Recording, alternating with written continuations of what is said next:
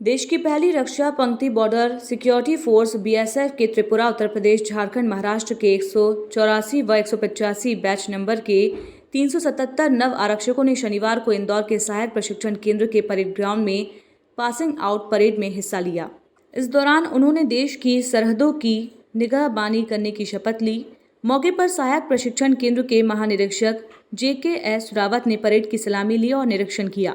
उनके सामने नव आरक्षकों ने नए जोश और उत्साह के साथ संविधान की रक्षा, राष्ट्र की एकता, अखंडता और संप्रभुता बनाए रखने में खुद को समर्पित करने और झोंक देने का संकल्प दोहराया।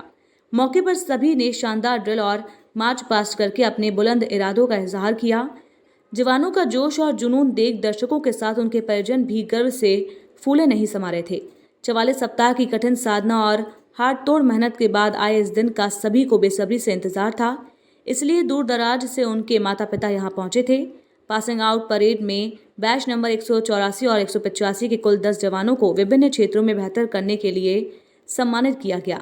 इनमें 184 बैच में ओवरऑल बेस्ट करने में मनोज कुमार और 185 बैच से प्रियव्रत शामिल हैं। मौके पर IG JKS रावत ने कहा कि दीक्षांत परेड के बाद औपचारिक तौर पर सीमा सुरक्षा बल के महत्वपूर्ण सदस्य बन गए हैं।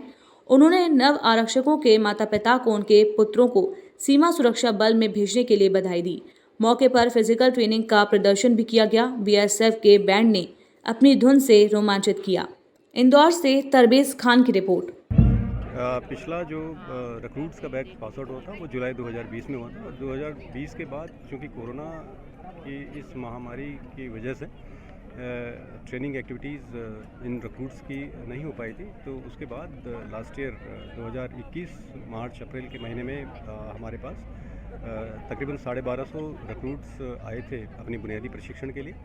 और उसमें से जो फर्स्ट बैच है तकरीबन 377 नवारक्षकों का, वो आज अपना 44 हफ्ते का कठिन प्रशिक्षण पूरा करने के बाद दीक्षांत समारोह उनका आज है और वो अब अपने अलग अलग सीमांतों पे जा कर के अपनी ड्यूटी के लिए मुस्तैदी से अपना ड्यूटी करने के लिए वहाँ पर डिप्लॉय हो जाएगा।